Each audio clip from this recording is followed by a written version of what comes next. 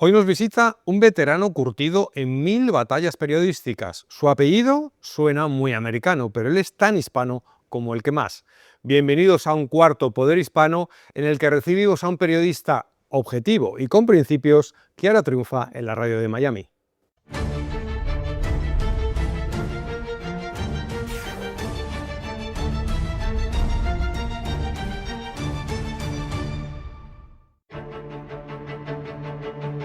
Muchísimas gracias, Manuel, por la invitación. Un placer para mí, un honor estar contigo. ¿Y tú piensas como García Márquez que esta es la profesión más hermosa, más bonita de todas? No, admiro mucho la literatura de García Márquez, admiro mucho su periodismo, fue un gran periodista también, a veces se nos olvida eso, pero no estoy de acuerdo, no es la profesión más hermosa del mundo, no lo es hoy en día.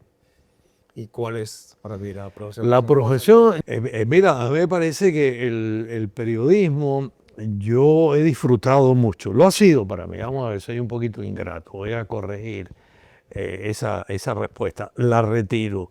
El periodismo ha sido bueno para mí, pero no estoy tan seguro que para las nuevas generaciones lo es lo mismo que para mí. Yo creo que se han cerrado muchas oportunidades de crecimiento personal, enriquecimiento cultural. Así yo veía el periodismo como una gran aventura y no creo que sea posible hoy en día. Por lo menos aquí en Estados Unidos, en los medios hispanos. He dicho en la presentación que tú eras un periodista con principios. ¿Eso te ha creado muchos problemas en la vida?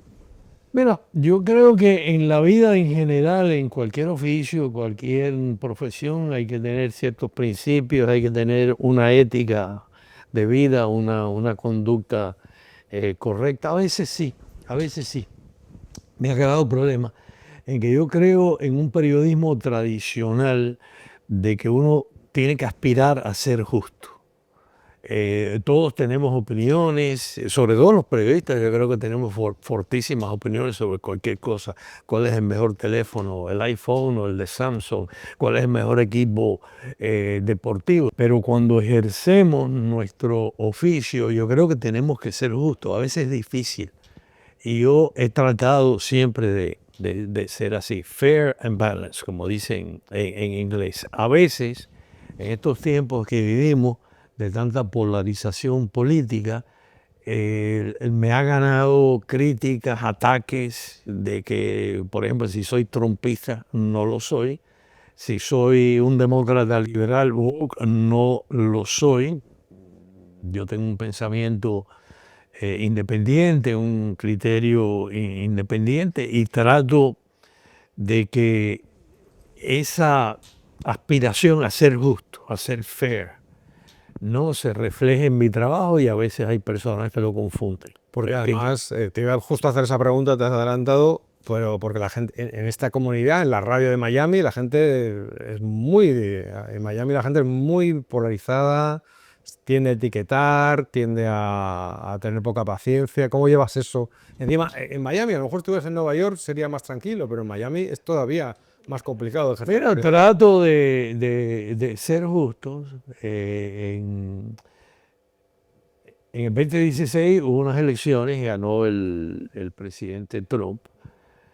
En el 2020 ganó, según los conteos oficiales, el presidente Biden. Muchos partidarios del presidente Trump afirman, se unen a él en el decir que fueron unas elecciones ilegítimas, tramposas, adulteradas. Yo me guío por los resultados oficiales y por los fallos que emitieron algo así como 60 tribunales en que estuvieron involucrados 90 jueces. En el 2024 ganó el presidente Trump, ganó en el voto electoral, ganó en el voto popular, como se dice aquí, y ganó los 7 estados que eran considerados como una palabra que nos inventamos nuevo, una definición, estados bisagras. Esa es la realidad del país. Entonces yo creo que hay algunas personas, en primer lugar te digo, no me siento acosado tampoco, no es que la gente me amenace, no es que yo sea demasiado susceptible a las críticas. No es que estemos viviendo aquí un ambiente de preguerra civil, pero a veces se hace difícil entre alguna gente minoritaria. La mayoría de la gente yo creo que Por eso, ¿qué te dice aprecia mi trabajo. ¿Qué te dice la gente en la calle? Porque yo veo No, mucha diferencia. la gente en la calle, en la casa, en la familia, en los vecinos, esto es todo, ¿no? Me dicen, por ejemplo, yo trabajaba, tuve un programa que duró mucho tiempo con mi querido amigo Roberto Rodríguez Tejera, ¿no? Entonces Roberto Rodríguez Tejera es consecuente, Roberto Rodríguez en su vida personal, en su vida profesional siempre ha sido consecuente, frentero, como dicen en Colombia. Entonces me decían, ¿por qué no te vas con Roberto? Yo, porque es mi amigo, Roberto. ¿Por qué no le dijiste eso? Porque soy yo. En otras ocasiones, por ejemplo, yo trabajaba con otra persona que quiero mucho, Lourdes Jubieta. Trabajé con otra Lourdes en programas de televisión aquí, Lourdes de Kendall, muy conservadora, que en paz descanse Lourdes de Kendall, una persona maravillosa. Lourdes de Kendall, muy cariñosa, yo siempre la consideré como una persona muy solidaria conmigo, conservadora. Entonces me decían lo mismo, ¿por qué no te bajas con Lourdes? Porque es que yo no soy boxeador, yo soy periodista, yo no soy un martial arts artist. Y entonces hoy en día, hace 20, 30 años, a lo mejor se hubiera esperado de mí mantener cierto equilibrio. Hoy en día no, algunas personas, no todas quieren que uno... Y bueno, Ricardo, esto es un programa que mezclamos las experiencias vitales con las personales y hacemos un viaje a través de la vida del entrevistado. Entonces, bueno, ¿Cómo no? nos vamos a ir al siglo pasado. Aquí está mi pasaporte. Vamos al siglo pasado y nos vamos a ir a Cuba, a que ahí nació un niño que se llama Ricardo, pero se llama Brown. Cuéntanos esa historia, ¿por qué se llama Brown? Que suena muy americano y te haces en Cuba. La familia de mi papá es inglesa y corsa. Mi papá es hijo de mi abuelo, era inglés, nacido en Londres. Mi abuelo era parte de una familia que tenía negocios en el Caribe. Su papá, el papá de mi abuelo, mi bisabuelo, vino al Nuevo Mundo a administrar los negocios de la familia Brown, ¿no? Se radicaron en Puerto Rico. Mi abuelo vivió muchos años en Puerto Rico, estudió aquí en Estados Unidos, era ingeniero. Y emigró a Cuba para trabajar en la Compañía Cubana de Electricidad. Mi papá nació en Puerto Rico, en Guánica, hijo de un inglés, hijo de una señora nacida en Yauco, Puerto Rico, pero hija ella de corsos en Puerto Rico. Sobre todo en el sur de la isla hay una población muy grande de gente de ascendencia corsa, ¿no? Así que yo nací en Cuba, me siento 100% cubano. ¿Cuántos años viviste en Cuba? 10 años. 10 años. 10 años. Cuéntame cuál es, con esta perspectiva, ¿cuál es tu recuerdo? Olores, olores, ¿qué es lo que Recuerdos imborrables. Recuerdos imborrables, recuerdos que he llevado conmigo en mi mente, en mis sueños, en mi corazón, toda una vida. Yo lo que recuerdo de Cuba fue una infancia muy feliz. Y cuando yo tuve que salir de Cuba, por mucho tiempo, viviendo aquí de niño en Estados Unidos, yo lamentaba mucho, me dolía mucho que había perdido la compañía de mis abuelos. Yo era muy cercano a mis abuelos, de mis tíos, mis tías, mis primos. Pero yo creía, francamente, lo creo todavía, que el país entero era como mi familia, todos los cubanos. El panadero que traía pan a mi casa, mis maestros eran mi familia, la isla entera. Lo que yo recuerdo de Cuba era un país que, a pesar de los pesares, a pesar de una clase política que yo creo que no estaba a la altura de lo que era la gente cubana de aquel tiempo, era un país cariñoso, solidario, muy agradable. Y he viajado mucho por el mundo, he vivido por muchos lugares, pero nunca he dejado de estar en Cuba, en mi propio corazón, y nunca se me ha quitado la nostalgia. Evidentemente Me emociono. No, cambiemos el tema, pero me emociono y cuando hablo de Cuba. nunca has vuelto. Y 3 veces pude regresar a Cuba. Salí por allá por el 61, 61, sí, el inicio del 61 por última vez. Regresé en 1980 como parte de un equipo periodístico que cubrió la visita a Cuba de un equipo deportivo, un equipo universitario de baloncesto. Yo trabajaba en la televisión americana entonces, un equipo de una pequeña universidad que hay en Connecticut que se llama Trinity College. Estuve como 2 semanas en Cuba. Posteriormente, muchos años después, Y ya notaste cambios de la sí, Cuba. ya definitivamente. ¿Qué se había perdido? ¿Qué se había...? Mira, La gente, ¿no? Por más Mira, allá de la política. ya comenzaba a verse el deterioro material en La Habana.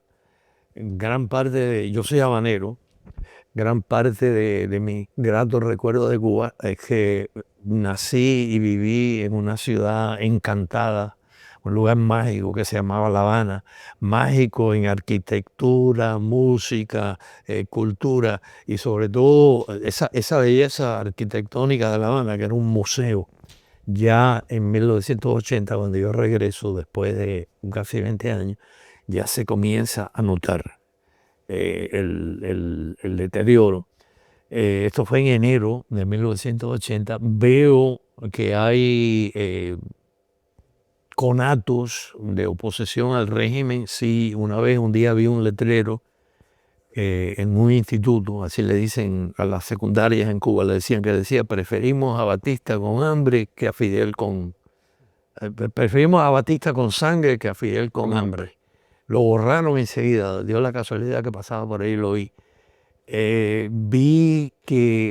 Me estuve todavía vivía mi abuelo paterno, mi abuelo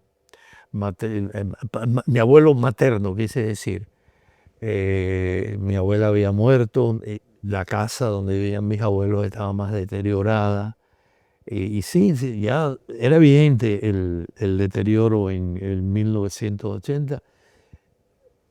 No obstante, sí percibí el calor de la gente como un cubano, sí, la gente cariñosa, no eran tan ásperos como nos hemos convertido los cubanos. ¿Y cómo y por qué sales de Cuba? ¿En qué momento y a dónde vas? ¿Por qué sales y a dónde vas? Mira, mi mamá y mi papá se divorciaron. Entonces cuando llegan, yo viví un tiempito en Miami antes de la revolución, una etapa en que vivimos meses aquí. Teníamos residencia, un green card. Yo no entré como exiliado a Estados Unidos, yo no sé cómo se buscaron la forma, contacto de la familia, teníamos el green card, ¿no? Cuando bajan de la Sierra Maestra los revolucionarios, mi mamá, que era una mujer joven, decía, no, esto pinta mal, esto pinta mal. Entonces la familia de ella, y me quiero ir, y la familia de ella le decía, mis abuelos, los tíos, no, mi hija, aquí el comunismo nunca se va a entronizar, estamos a 90 millas de Estados Unidos, aquí no va a haber una plaza, una cabeza de playa soviética. Pero mi mamá decía, bueno, yo no entiendo de lo que ustedes hablan, yo no entiendo mucho de las cosas políticas, pero es que estos señores son chusmas. No me gusta cómo hablan, no me gusta, me parece que incitan al odio y vine aquí a Estados Unidos por mi mamá. ¿A dónde? ¿Qué ciudad? A Miami. A Miami. A Miami. Mi mamá era profesional, mi mamá era graduada de la Universidad de La Habana. Nunca había trabajado, había vivido una situación económica bastante cómoda en Cuba. Aquí rápidamente el Miami que existía en aquellos tiempos no era el pujante Miami, donde la mayoría, y es una mayoría muy próspera, es latina, incluyendo por supuesto los cubanos americanos, que hoy en día son la mayoría aquí. Entonces mi mamá, una mujer universitaria, hizo lo que hicieron todos aquellos gloriosos cubanos del exilio histórico. Mi mamá limpió casa, mi mamá trabajó haciendo sándwiches en el aeropuerto de Miami para la Pan American, una aerolínea que existía entonces.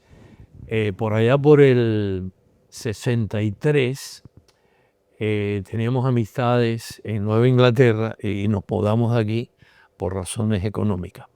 Y emprendimos lo que yo le digo el segundo exilio. Ese fue mi segundo exilio allá en el norte. Y vivía en Hartford, Connecticut, la capital de Connecticut, un lugar maravilloso. Le fue muchísimo mejor a mi mamá. Mi mamá pudo trabajar de trabajadora social, maestra, y económicamente nos fue mejor. Precisamente en Hartford, Connecticut, trabajas en una televisión en inglés. O sea, En inglés, mi primer trabajo en la televisión fue como reportero en inglés, el canal 30 de Hartford, que estaba afiliado a la cadena NBC. Hablaba el inglés entonces yo, aparentemente, sin un acento que sonara fuera de lo común, ¿no? Ahora mis amigos en Connecticut me dicen que tengo rasgos de un acento mayamix. Y yo lo acepto, me parece que eso es una bandera. Si en Nueva Orleans o en Boston o en Montgomery, Alabama o en Brooklyn puede tener acento en cómo está. Ah, no, perfecto. Yo hablo, I speak with a Miami accent. y después de eso, ¿por qué apuestas por el periodismo hispano? Mira, ¿Te llega porque te no. llega o es que tú buscas realmente o tienes la necesidad de estar dentro de los medios hispanos? Tenía un amigo en Connecticut, un productor puertorriqueño de nombre Frank Marrero. Frank Marrero es un personaje muy interesante. Fue el primer director de noticias de lo que era la cadena Spanish International Network, SIN, que luego se convirtió en Univision. Pero cuando yo conozco a Frank Marrero en Connecticut, Frank Marrero estaba produciendo un programa para la PBS. Desde Connecticut lo producía, por las facilidades que tenía PBS en Connecticut. Se llamaba Mundo Real, era un show como de entretenimiento de una familia puertorriqueña en Connecticut. A Frank Marrero lo nombran vicepresidente de SIN y estamos hablando de 1980, 81. Entonces la misión de Frank era primero desarrollar un departamento de noticias, después un departamento de deportes. En efecto, era el director de noticias, me pidió ayúdanos, etc. Y por allá por el 81, 82, no recuerdo bien, yo tenía muchas vacaciones acumuladas. Y dije, ok, voy. Y viajé a Washington, estuve como un mes y entonces hice algunos reportajes para ellos. Y yo había adquirido ciertos conocimientos de cómo montar un reportaje de televisión, que no era común el mismo estilo en la televisión en español. Y entonces Frank me convenció a mudarme para Washington. Me fascinó la idea de televisión en español en Estados Unidos y poder cubrir Washington y cubría la Casa Blanca, el Pentágono, el Capitolio, era muy interesante. Oye, y cubriste, entonces, claro, estaba Ronald Reagan entonces, ¿no? De ahí El presidente de la Río, sí. Sí, sí. ¿Y qué tal? ¿Qué tal ese cubrimiento de la Casa Blanca y todas las cosas que pasan ahora? Y cómo era ser periodista en los 80? Mira, era difícil. Yo fui como el tercer periodista. El presentador era William Restrepo, un colombiano, y era director de noticias. Frank era el vicepresidente de noticias, pero el editor del noticiero era William Restrepo. Guillermo Restrepo se llamaba en el aire. El reportero estrella verdaderamente era Guillermo Descalzi. Ya Guillermo estaba allí antes que yo. Pero entre Guillermo y yo nos dividíamos todo eso y era fantástico. Yo quiero ir al Pentágono, cubrir el Pentágono, las ruedas de prensa de la Casa Blanca. Guillermo y yo hacíamos preguntas. Los periodistas americanos nos veían así como cosa rara. Al presidente Reagan, por supuesto, lo cubrí muchas veces. Conocí a la primera dama, tremenda persona. Nos invitaban junto a a los demás corresponsales acreditados en la Casa Blanca a la fiesta de Navidad de la Casa Blanca. Desde el punto de vista profesional y personal fue una experiencia fantástica. Luego, Frank dejó de ser el vicepresidente de noticias. Nombraron a Gustavo Godoy como jefe de noticias. Me mudé para Miami. Estando en Miami cubrí prácticamente toda América Latina, con la excepción. Creo que el único país latinoamericano que yo no conozco es Bolivia. Nada más que he estado en el aeropuerto de Bolivia, pero en los demás países he estado de cubrir noticias en aquel tiempo. Trabajé en SN, luego fui uno de los fundadores de lo que luego se convirtió en el noticiero nacional Telemundo. Se llamaba Telemundo, caramba, ahora se me acuerdo. Producíamos el noticiero de Telemundo. En los años en que estuve en Univisión y Telemundo, viajé a más de 50 países. ¿Qué cobertura de todos esos viajes? De todo, no solo yo, los ¿Pero demás. qué cobertura recuerdas así como la que más te ha marcado? Mira, recuerdo la visita del Papa Juan Pablo a Cuba. Recuerdo haber cubierto muchas veces a Juan Pablo en Venezuela, en Perú, en República Dominicana, Puerto Rico, en las guerras en Centroamérica. Pasé largas temporadas en El Salvador, en Nicaragua. Por un tiempo fui corresponsal de SN en Londres. Estando en Londres, cubrí noticias en tu país, en España, en Holanda, en Francia, muchísimas coberturas. Tuve oportunidad de cubrir eventos deportivos, los Juegos Olímpicos de Barcelona, los Juegos Olímpicos de Atlanta. Verdaderamente, ya te digo, sí, era la profesión esa mejor que describe García Márquez en aquel momento, porque viajábamos. Los corresponsales de aquellos tiempos eran Pedro Sepsek, María Elvira Salazar, José Díaz Valar, Mónica Seoane, una excelente periodista peruana, y verdaderamente sí era increíblemente interesante. Has hablado de Ronald Reagan y ahora de Juan Pablo II. Qué grandes personajes, ¿no? No sé si ellos u otros, No. ¿qué personajes te han marcado especialmente, ¿no? De los que has tenido la oportunidad de conocer gracias a esta profesión que da muchas oportunidades y una de ellas es esa, vivir historias apasionantes de la historia, valga la redundancia, pero también conocer a las personas que cambian el mundo, ¿no? Mira, el presidente Reagan, por supuesto, el presidente Clinton, yo cubrí su campaña. En México pude conocer bastante bien porque cubrí su campaña al presidente Zedillo.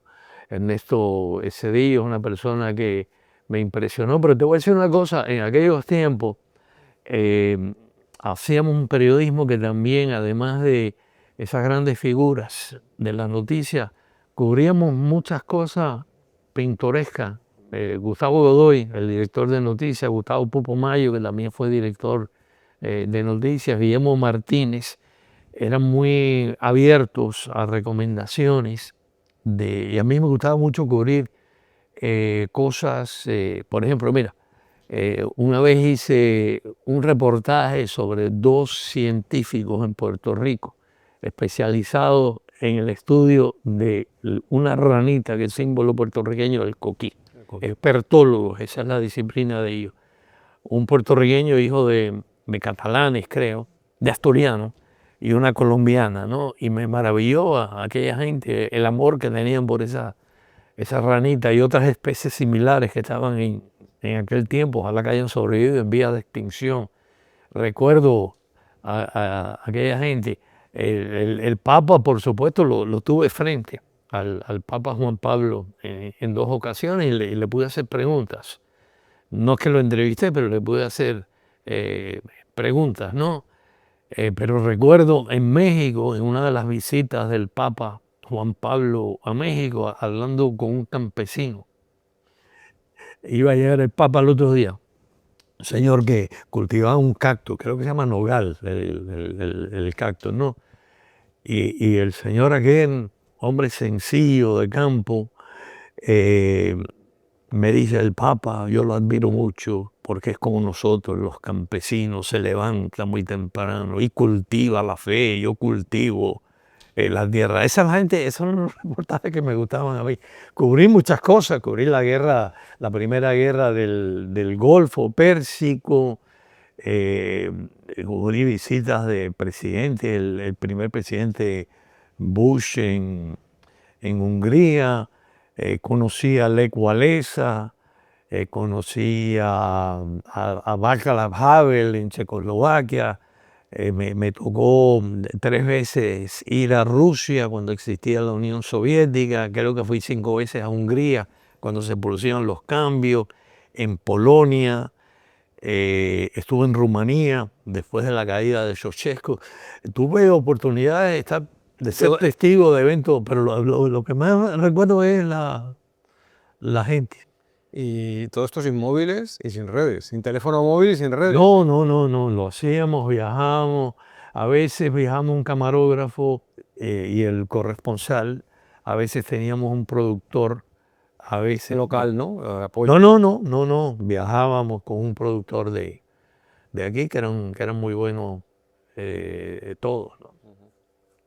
Y sientes nostalgia. Por eso te introducía bien el móvil y las redes porque era una manera de trabajar como más artesanal, ¿no? De otra manera, Sí, mira, era yo, muchos de nosotros, todos aquellos colegas de aquellos tiempos hablábamos de nuestras vidas, ¿no? Y todos estábamos de acuerdo que estábamos viviendo como una película.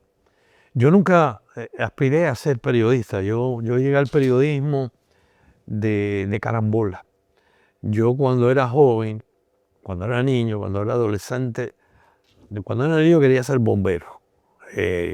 O Superman o algo así, Batman, algo así, un superhéroe, ¿no? No soy de esos niños que no, yo quería ser periodista. Mira, yo estudié literatura, American Literature. No me hagas preguntas porque no me acuerdo de nada. Me acuerdo a lo mejor algo de Hemingway y de Scott hablar de periodismo, no de literatura. Pero entonces yo entré en el periodismo porque yo había salido de la Marina de Guerra. Yo voluntariamente ingresé en la Marina de Guerra.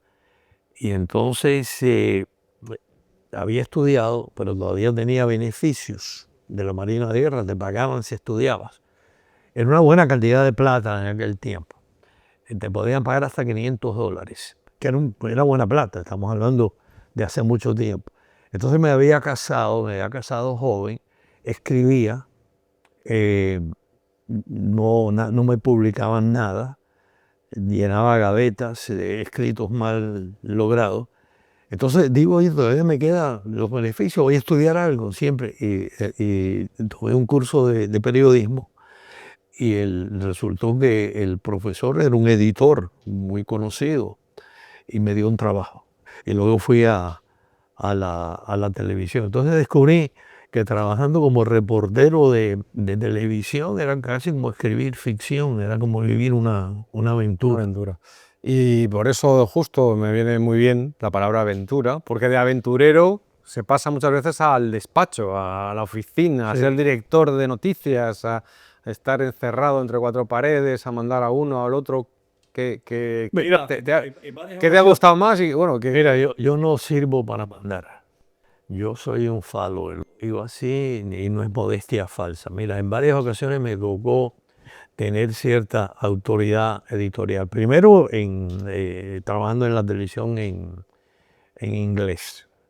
Después, brevemente, fui director HBS, Noticiero Telemundo HBS, ¿cómo se llama? Fui director del noticiero Telemundo HBS como por 4, 5, 6 meses.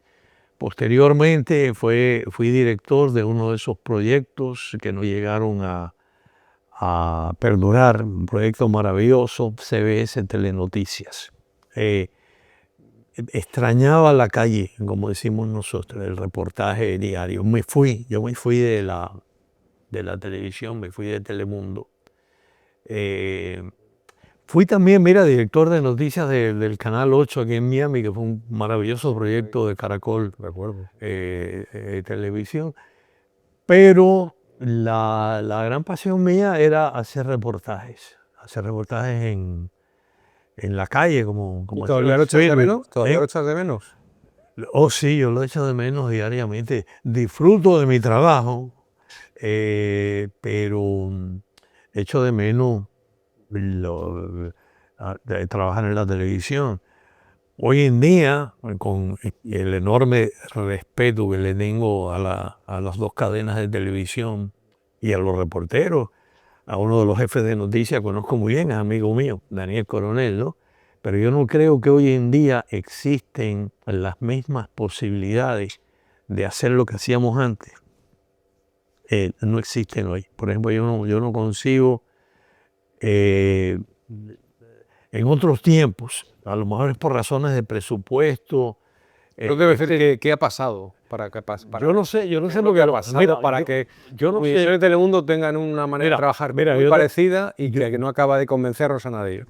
Mira, cuando había guerras en Centroamérica que eran parte del conflicto de Guerra Fría entre Estados Unidos y la Unión Soviética, eso era lo que era la guerra civil en El Salvador, eso era lo que era la guerra de los contras contra el sandinismo en Nicaragua, ¿no? Oye, lo cubríamos todos los días.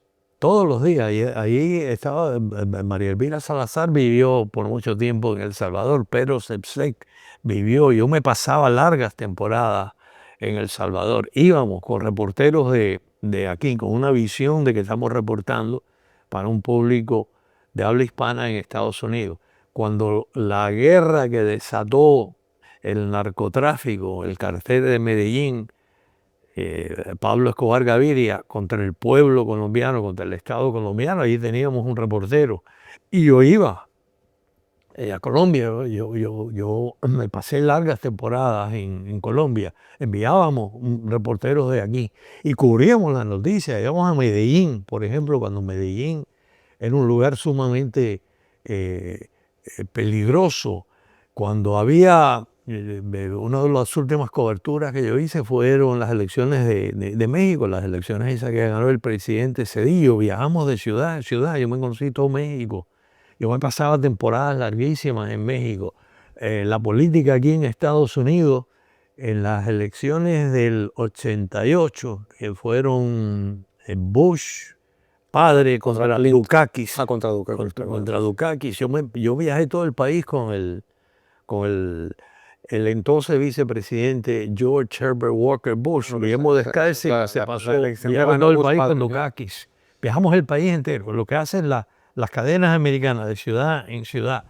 En el 92 yo viajé todo el país siguiendo al presidente Clinton. Guillermo Descalzi siguió y Armando Guzmán. Había otro tipo. Hoy en día yo veo, mira, uno de los problemas, me parece a mí, que tiene la televisión en español, tenemos una guerra en Ucrania. Una guerra que hay que estar preocupado. Las guerras en Europa, 2 veces en el siglo pasado, nos arrastraron. En Estados Unidos no se quería entrar. El presidente Woodrow Wilson no quería entrar en la Primera Guerra Mundial. Lo arrastró la historia, lo arrastró el conflicto, aquel terrible. Roosevelt hizo todo lo posible por no entrar en la guerra. Ayudó mucho a Gran Bretaña, ayudó incluso, por supuesto, a Rusia a través de un programa que se llamaba Lend-Lease, pero quería esperar. Los japoneses bombardearon Pearl Harbor, entramos en guerra, no solo en Asia, sino en Europa. A mí me parece que es importantísimo cubrir la guerra en Ucrania. En tiempos anteriores, ahí estaría Pedro Sepseco. Pero mira, no hay presupuesto, no hay voluntad. ¿Tú qué crees? Sí.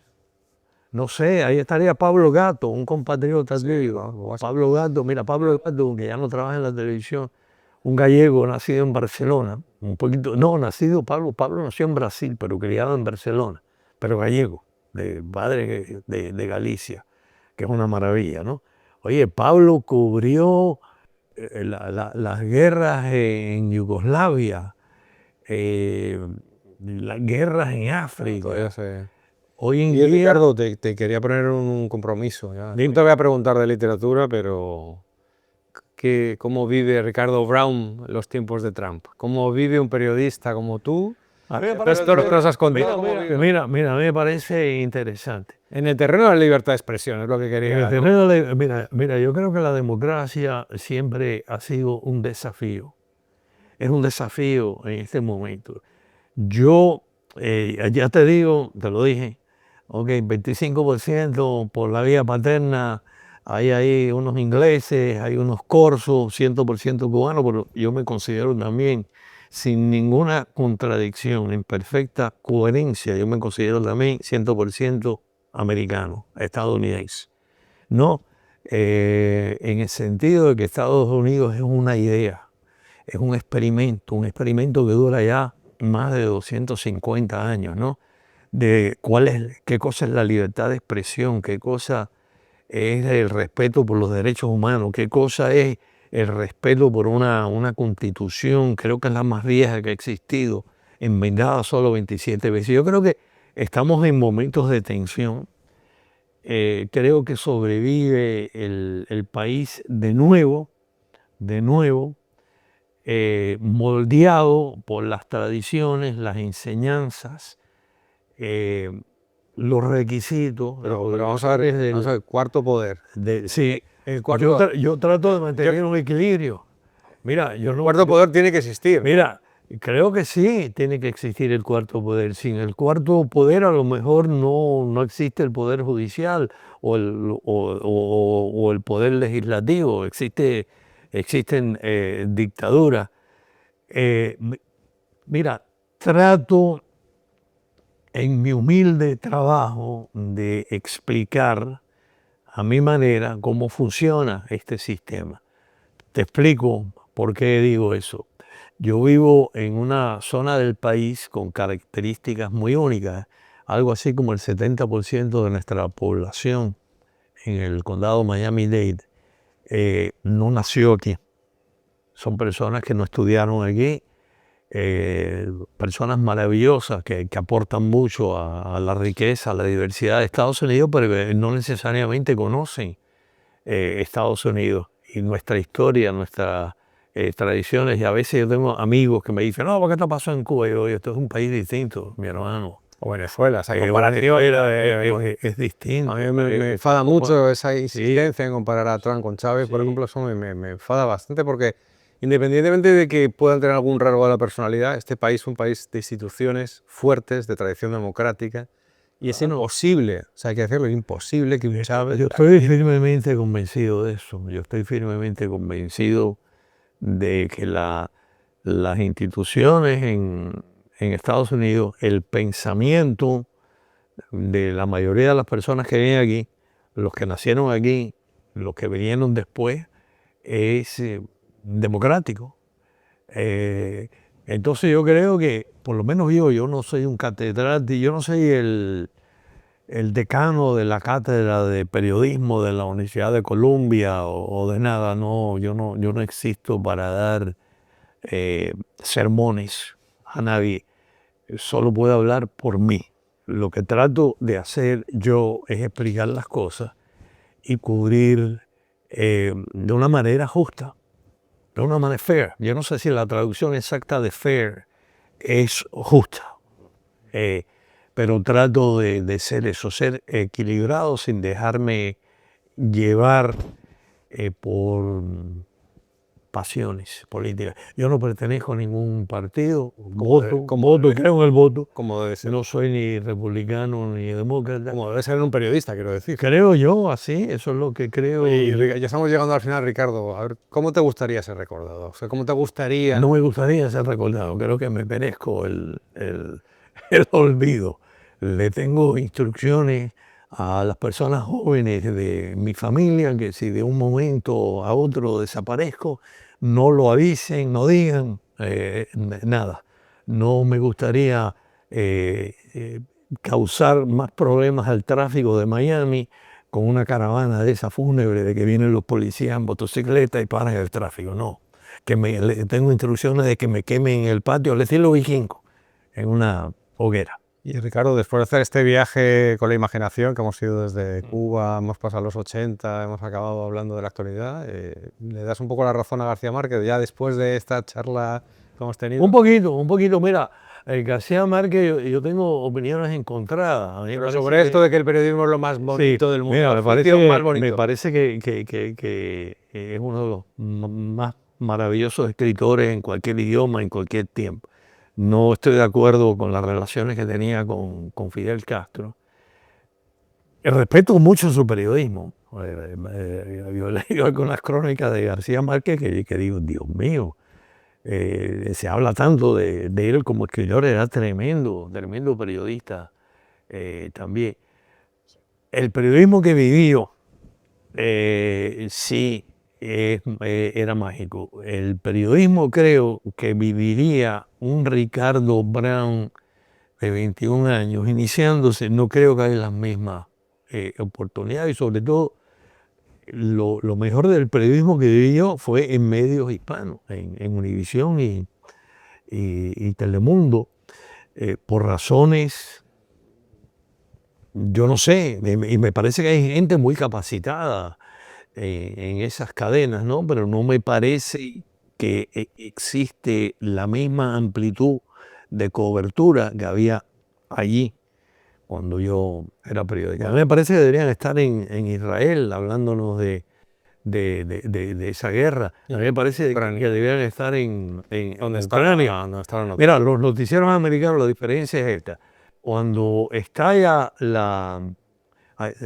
cuando se produjeron aquellos terribles ataques del 7 de octubre en que el grupo terrorista Hamas invadió territorio israelí y mató a bebitos en sus cunas, y mató a abuelitas y secuestró a jóvenes que estaban disfrutando de un concierto de música, inmediatamente el mundo entero se movilizó, incluyendo nuestros amigos en Univisión y Telemundo. Y por supuesto, las grandes cadenas americanas. Las grandes cadenas americanas siguen allí, en Ucrania, en Israel, no pueden entrar en Gaza, pero están allí cubriendo. El periodismo hispano de televisión en grande, ¿no? Van 2 o 3 días o una semana y entonces regresan.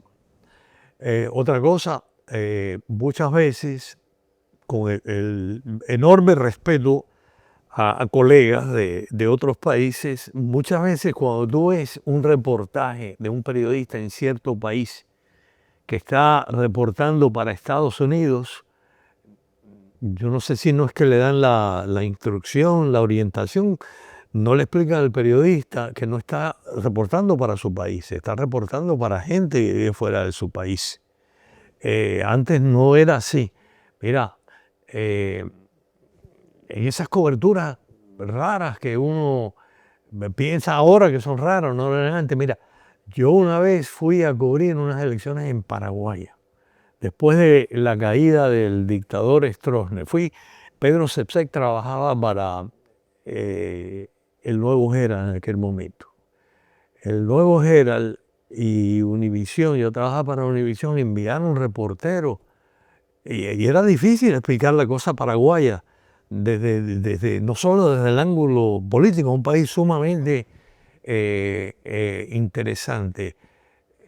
Yo leí las crónicas de Pedro y efectivamente las entendía perfectamente y creo yo que hice un trabajo aceptable explicando unas elecciones en Paraguay después de la salida de una dictadura. Hoy en día a lo mejor contratarían un freelancer y te hablaría de un ministro que no conoce, que no conoce y ya lo Ricardo Ayalía o en Kendall no sabe. Oye, un placer. Muchas gracias. Gracias a ti. Y te reconozco esa objetividad y esa manera de trabajar. Oye, que siempre te he admirado y además no es una cosa común, que eso ya... No, mira, otro problema. Las redes sociales han desatado el narcisismo nato que tenemos todos los seres humanos. ¿no? Y entonces hay mucha gente que lo que busca es likes y hasta lo piden, ¿no? Give me a like, etcétera, etcétera. Y ese tipo de notoriedad. Los periodistas no somos las noticias. Gracias. Sí, claro, ha sido un placer conversar contigo, seguiría, pero tenemos que despedirnos. Gracias.